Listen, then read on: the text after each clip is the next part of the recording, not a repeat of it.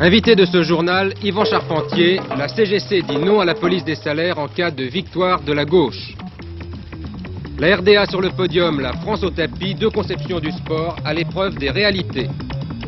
Ouverture ce matin à Nairobi de la conférence sur la désertification, un problème mondial qui touche aussi la France. En Allemagne, pas de moratoire nucléaire, décide le chancelier Schmitt.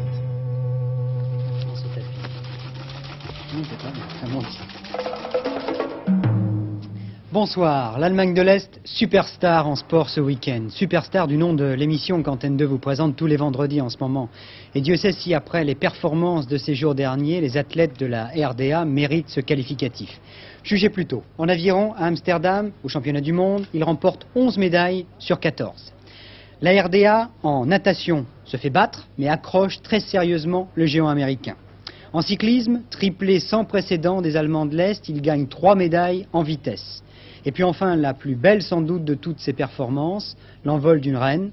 Rosemarie Ackermann a franchi 2 mètres en saut en hauteur.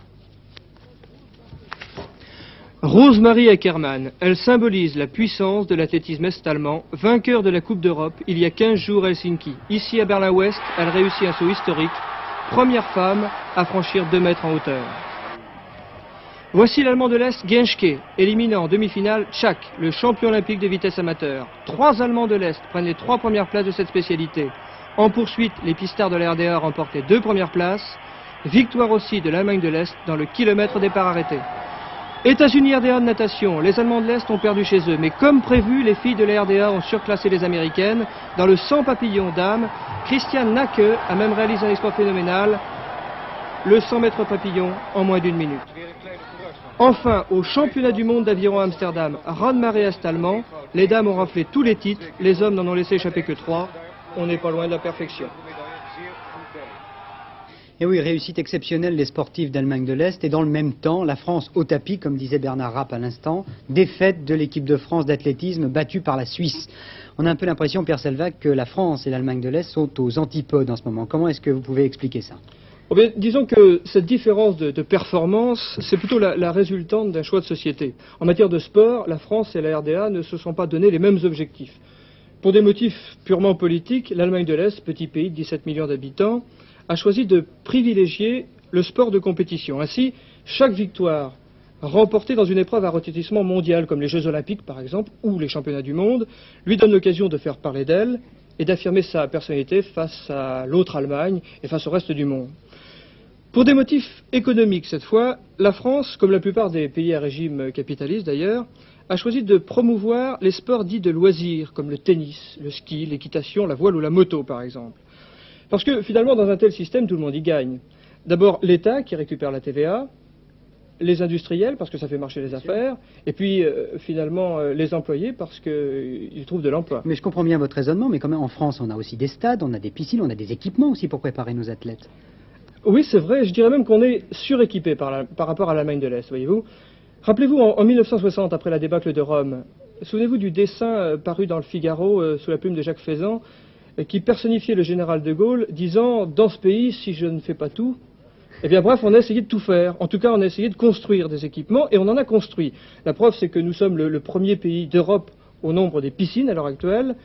Nous avons largement ce qu'il faut en ce qui concerne les patinoires, et nous ne sommes pas mal non plus dans les pistes en matériaux synthétiques. D'ailleurs, à chaque élection municipale, les maires se vantent, maquette à l'appui, de posséder l'équipement idéal. Alors quelle est la différence entre la France et l'Allemagne de l'Est? Eh bien parce qu'on a pris le problème à l'envers, tout simplement. En France, on a construit, on s'est aperçu qu'on était en retard. Alors on a construit des équipements, ça rapportait de l'argent, on a construit des équipements. Malheureusement, on n'a pas fabriqué d'athlètes et de champions pour utiliser ces équipements. C'est ce qui se passe en Allemagne de On a l'Est. pris le problème à l'envers. Les Allemands de l'Est, eux, dans ce même temps, pendant que nous, on multipliait par exemple les stages de tennis, on construisait des ports en eau profonde ou on multipliait les stations de sport d'hiver, eh bien les Allemands de l'Est, eux, ont préparé une élite par le système de dépistage systématique qui existe dans les Spartakiades. Si vous voulez une explication plus populaire, les Spartakiades, c'est une sorte de Jeux olympiques à l'échelon national. Alors, je crois que c'est à travers cette différence entre la façon de concevoir le sport, c'est-à-dire la France faisant une politique d'équipement, et l'Allemagne de l'Est en faisant une politique de recrutement de son élite, qu'on arrive au résultat que nous avons maintenant. C'est-à-dire que nous sommes champions du monde en trampoline, par exemple, Nous sommes les meilleurs dans les disciplines de loisirs comme la pétanque, mais dans les disciplines qui relèvent des Jeux Olympiques, alors là, on est barré. Ou en équitation. Au tapis. Ou en équitation. Oui, en équitation. D'ailleurs, à ce propos, je voudrais vous signaler une anecdote qui situe bien le problème, d'ailleurs, et la difficulté qu'il y a de concevoir les deux sports. C'est un athlète français, le discobol Frédéric Piette, qui a l'habitude de dire ceci: alors que nous sommes champions olympiques d'équitation, si un jour je vois un cavalier courir en portant un cheval sur son dos, je dirais alors que l'équitation, c'est un sport. Il faut rappeler quand même que nous sommes champions olympiques en équitation. Concorde, à New York, le feuilleton continue. L'interdiction pour l'avion supersonique franco-anglais d'atterrir à l'aéroport Kennedy reste au moins valable jusqu'au 19 septembre prochain. C'est la Cour d'appel de l'État de New York qui a accordé aux autorités de l'aéroport de New York un nouveau délai. 2 chiffres maintenant. 2 chiffres pour mieux comprendre l'importance d'un problème qui ne semble pas beaucoup nous toucher en France. Il s'agit des déserts. Mais qui pourtant, ce problème risque fort dans les années à venir d'avoir une influence considérable sur le développement du monde entier. 1/3 de la surface de la Terre est aujourd'hui recouverte de déserts ou de zones pratiquement désertiques. Et puis deuxième chiffre, chaque année, presque 6 millions d'hectares de terres cultivables se transforment peu à peu en étendues désertiques. 6 millions d'hectares, c'est 1/10 de la surface de la France. Cela s'appelle la désertification. Et c'est ce que vont étudier 1500 experts internationaux réunis à Nairobi au Kenya à partir d'aujourd'hui. 2 aspects dans leur discussion, la technique pour aider et puis la politique pour accuser.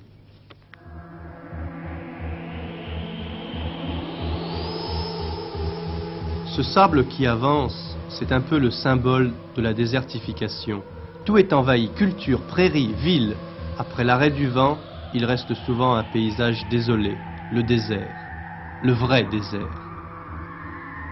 Bien sûr, l'homme a essayé de cultiver ce sable. Ce n'est pas facile. Il a essayé de tirer de l'eau, mais il y en a vraiment très peu dans ces pays arides. Et les cultures sont pauvres, rares, parsemées.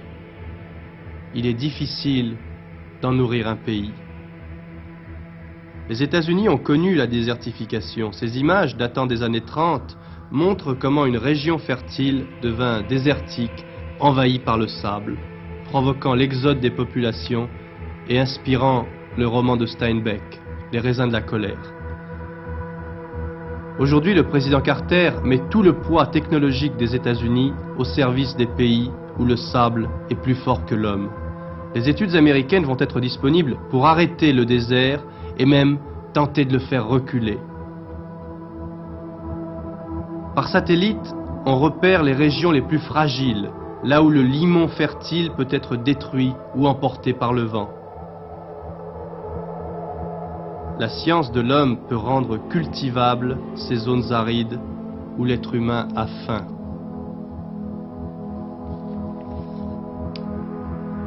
Dans les laboratoires agronomiques, on étudie l'effet du vent, du sable, la tenue du terrain. Tout ce qui peut arrêter le désert est systématiquement recensé. Quand 30 millions de kilomètres carrés sont en jeu, 60 fois la surface de la France, tout doit être mis en œuvre pour vaincre cette avancée du désert. Mais chaque pays est un cas particulier. Ici, il faut des plantes particulièrement résistantes aux diverses conditions du désert. Là, il faut un nouveau système d'irrigation, dit goutte à goutte, économisant au maximum l'eau très rare. Vous croyez que ces problèmes sont lointains et ne concernent pas la France? Regardez ces images, elles ont été filmées près de Paris l'an dernier, pendant la grande sécheresse. L'herbe était brûlée, les vaches en étaient réduites à manger des pommes. Cette sécheresse était peut-être un phénomène exceptionnel. Mais voici un paysage sec en permanence au nord de Montpellier. Ici, le désert peut naître du jour au lendemain. Le vent, les pluies diluviennes, mais aussi les erreurs de l'homme sont les causes de cette désertification. La 3e au moins peut être évitée avec une prise de conscience mondiale. C'est ce qu'on commence à faire depuis ce matin à Nairobi.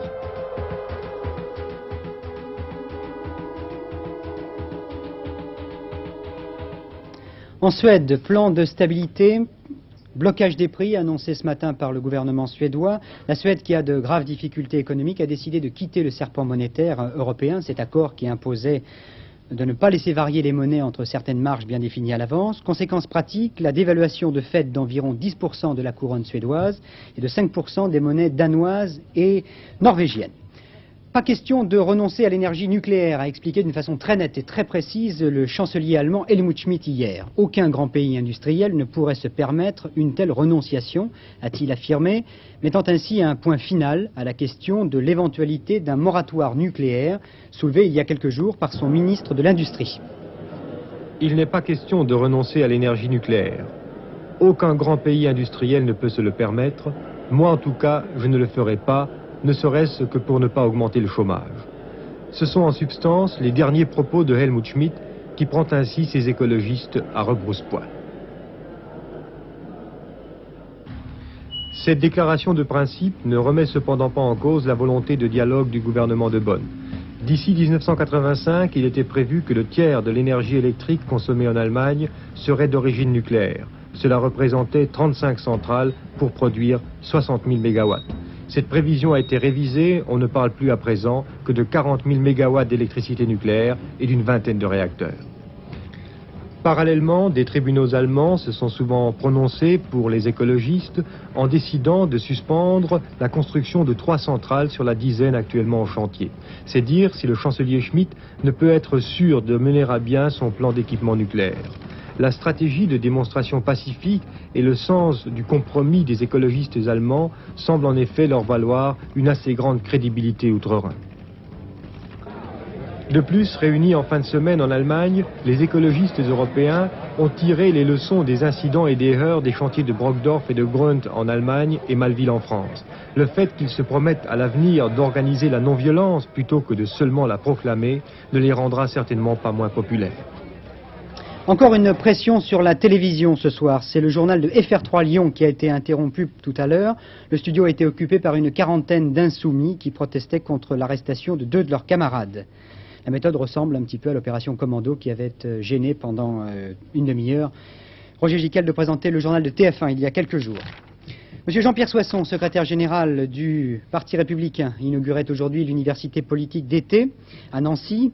Il a lancé un appel à l'union de la majorité. Le regroupement de la majorité autour du Premier ministre, a-t-il dit, est la condition même du succès aux prochaines élections législatives, car l'heure est à l'entente et à l'union. Et puis à Périgueux, le premier tour d'une élection cantonale partielle a marqué un net progrès de la gauche. En pourcentage, le Parti communiste, qui détenait déjà ce siège, a progressé de 1,5 point et le Parti socialiste de plus de 10 points. Second conseil restreint sur le budget. Aujourd'hui à l'Élysée, il s'agit de mettre la dernière main au projet de budget qui, avant d'être présenté au Parlement, sera adopté en Conseil des ministres le 7 septembre prochain. Caractéristique essentielle de ce budget 78, et c'est une innovation, il sera en déficit. L'État dépensera plus qu'il n'encaissera d'argent. Alors ce qui m'intéresse, Alain Dumais, c'est de savoir d'abord qu'est-ce qui va augmenter l'année prochaine. Vous savez, au cours du marathon budgétaire, c'est la chose qu'on décide en dernier, la création d'impôts nouveaux, l'augmentation d'impôts déjà existants. Dans l'état actuel des discussions interministérielles, on peut dire que la TVA n'augmentera pas, les taux de la TVA resteront certainement constants, à quelques retouches près. L'impôt sur les sociétés pourrait augmenter légèrement, il pourrait passer de 50 à 52,50%. Les tranches du barème de l'impôt sur le revenu seront relevées, peut-être de 8%, c'est-à-dire d'un chiffre à peine inférieur à la hausse des prix attendus pour 1977.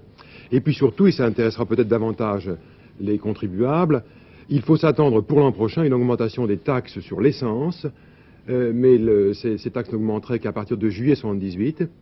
Il faut s'attendre aussi à une augmentation des taxes sur les cigarettes, la vignette auto, et c'est pas fini, sans doute aussi l'augmentation des timbres fiscaux, c'est-à-dire les timbres qu'on colle sur les passeports, les cartes d'identité et les permis de conduire.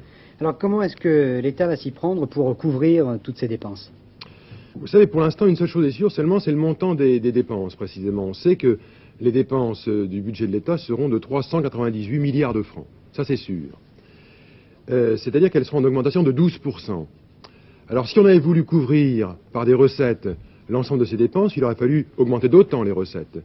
Et parce que ça aurait fait une augmentation trop forte des impôts, on a décidé de couvrir ces dépenses d'une part par une augmentation des impôts, mais aussi par un appel à l'emprunt. Ça veut dire qu'il y aura un déficit budgétaire et c'est une entorse à l'orthodoxie financière telle qu'elle a été longtemps pratiquée sous la Ve République. Alors il y a eu un commentaire du Valéry Giscard d'Estaing cet après-midi. Écoutez, en conseil restreint cet après-midi, le président de la République s'est expliqué sur les raisons de ce déficit budgétaire.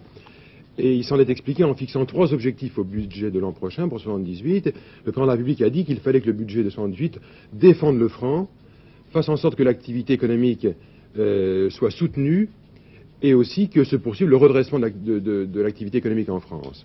Alors, comment cela va-t-il se traduire dans le budget 78 ?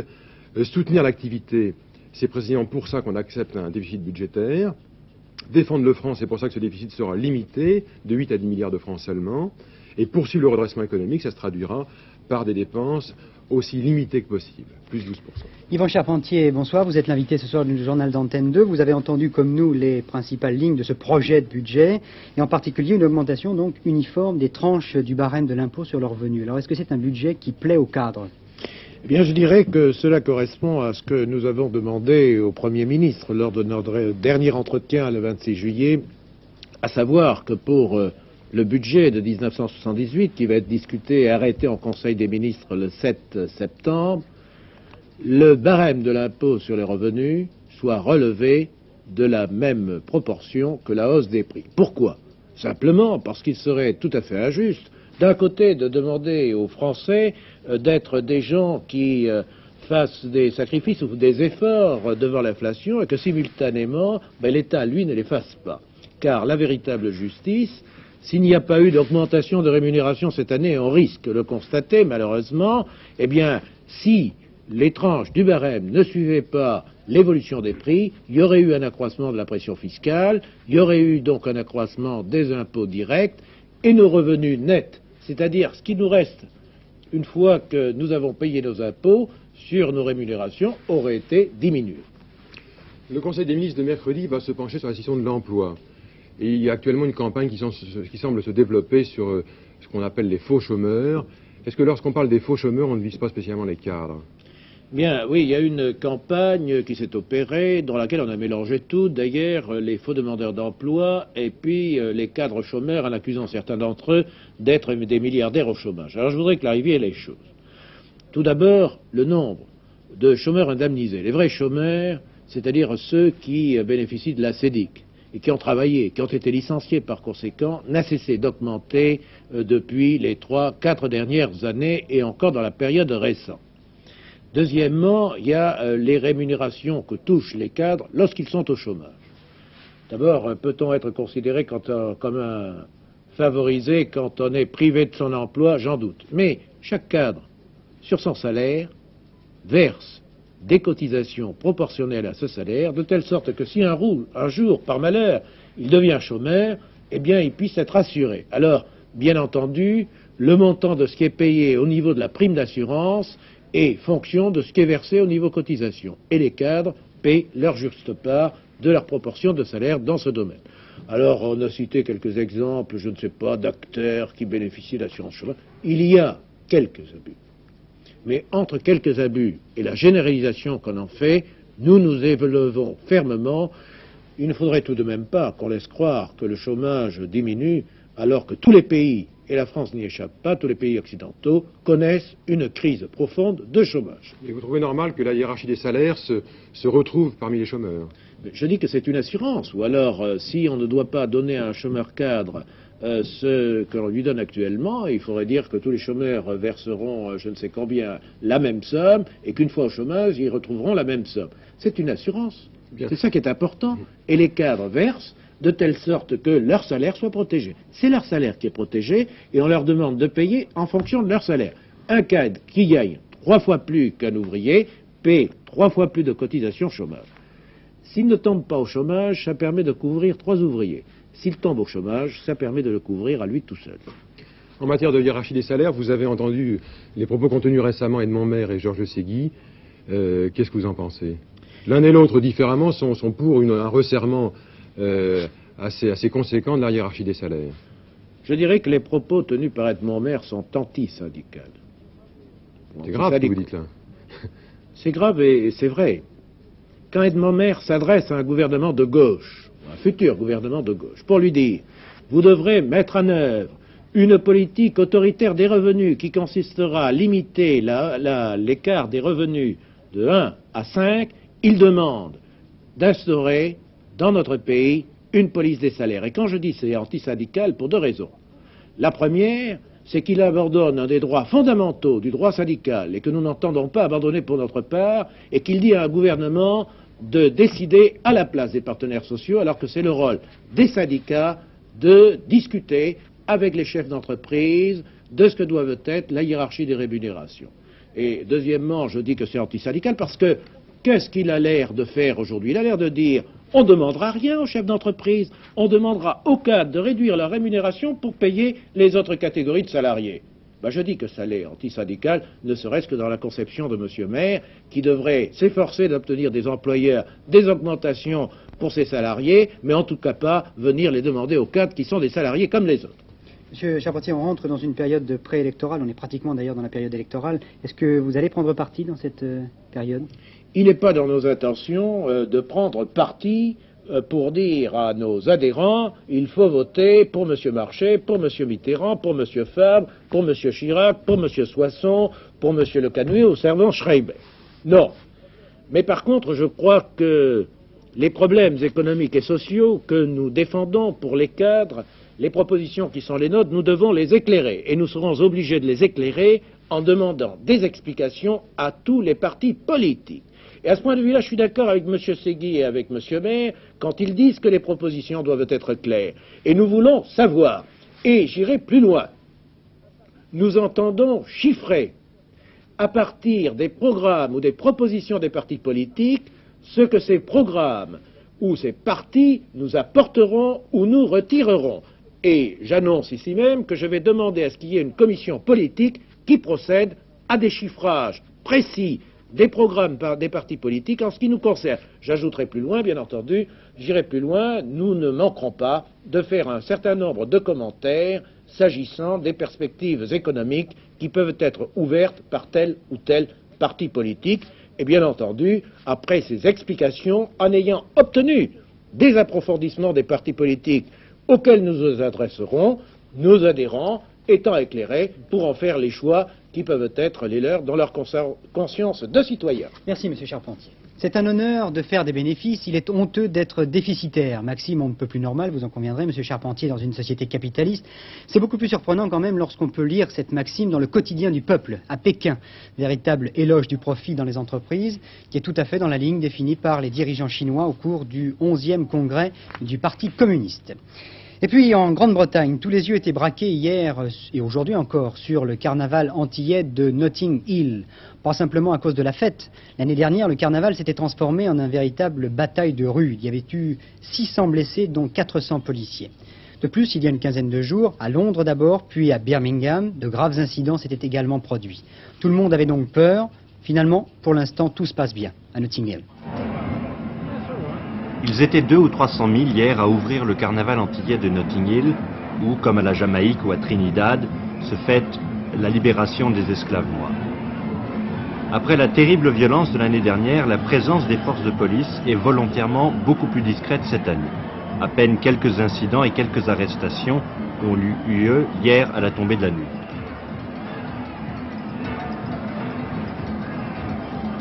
Pour le moment donc, c'est la bonne humeur qui règne, d'autant plus que hier était la journée des enfants, mais la police craint encore des désordres pour cette nuit, à la fin de ce carnaval qui permet aux Antillais de Londres, peu intégrés et durement touchés par le chômage, de laisser éclater leur joie, certes, mais aussi, peut-être, leur colère.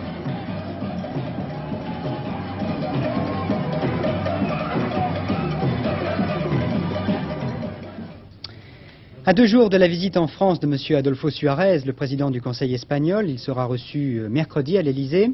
La Catalogne, la région la plus riche et la plus développée d'Espagne, s'achemine à grands pas vers l'autonomie.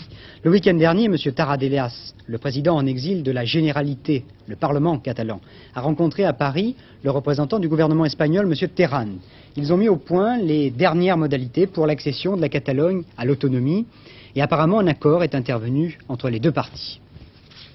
Pour la première fois, nous avons discuté le régime de la Catalogne. Nous avons été d'accord avec le gouvernement de la nomination d'un président que, vous savez bien, que sera M. Tarragé, c'est dit moi-même, non? Nous sommes d'accord à arriver à la constitution d'un gouvernement et beaucoup de choses, non? Ce sera très long de raconter, mais le principal, c'est cela. Est-ce qu'une date a été fixée pour cette autonomie? Non, mais je crois que sera pendant le mois de septembre. C'est pas possible, non pour raison politique, sinon pour raison technique. Vous êtes donc président de la Généralité de Catalogne, vous avez 78 ans. Oui. Est-ce que vous ne pensez pas qu'il est peut-être temps de passer la main? Oui, naturellement, j'attends ce moment-là, mais je le ferai au moment que la Catalogne, il y a les députés, qu'il y aura des élections pour députés, parce que les élections passées sont des députés pour le Parlement de Madrid. La Catalogne, nous avons, avec notre ancienne généralité, un Parlement. Je pense qu'il sera possible la dissolution de ce Parlement et alors convoquer de nouvelles élections. Et ces nouvelles élections, il faudra que je démissionne, que je les mérite déjà, et que la Catalogne ait un nouvel président qui ne sera pas, je ne serai pas moi. Il neige sur le Mont Blanc. Ni l'hélicoptère, ni les sauveteurs n'ont réussi à s'approcher de la crevasse dans laquelle est toujours bloqué un alpiniste autrichien depuis jeudi dernier. Il va passer sa 5e nuit dans cette prison de glace avec une jambe cassée, une blessure à la tête et sans doute plus de nourriture. Le temps est si mauvais d'ailleurs sur le massif ce soir que les 13 sauveteurs partis à la recherche de l'Autrichien sont eux-mêmes bloqués dans la tempête. Les policiers ont diffusé ce soir les portraits robots des tueurs fous de l'Ardèche, ces gangsters qui n'ont pas hésité la semaine dernière à tuer de sang-froid 2 hommes et blesser grièvement un gendarme. Pour les policiers de Montpellier, il s'agit d'une indication générale. Il faut faire très attention à ces portraits robots car les témoignages ne sont pas tous concordants. Il convient donc d'être extrêmement prudent vis-à-vis de ces portraits en raison de la fragilité bien connue des témoignages humains. Marée orange au Japon, la pollution sous forme de plancton qui prive d'oxygène les poissons d'une des mers intérieures du Japon. Il est fort probable que cette marée orange soit liée à des déchets industriels. Pour l'instant, plus de 2 millions de poissons ont été détruits par cette pollution. Et puis des petites bêtes encore à Canet-Plage, près de Perpignan la nuit dernière, des grenouilles qui tombaient du ciel pendant un orage. Des toutes petites grenouilles, grosses comme un petit pois. L'explication de cette pluie de batraciens est la suivante. La tornade qui a précédé l'orage est passée dans la soirée sur un étang. Le tourbillon de vent a aspiré en même temps l'eau et les grenouilles. C'est QFD. La météo pour demain, avant de se quitter, le temps sera très nuageux sur le pourtour méditerranéen à l'est du Massif central jusqu'au nord-est avec des pluies passagères sans grenouilles et des averses parfois accompagnées d'orages. Les vents seront parfois forts sur les côtes. Sur les autres régions, on observera des brumes et des brouillards, mais aussi des éclaircies matinales et dans la journée, le temps sera nuageux avec des éclaircies. Vous retrouverez Bernard Rapp vers 23h10 sans grenouilles pour la dernière édition du journal. Je vous souhaite une très belle soirée.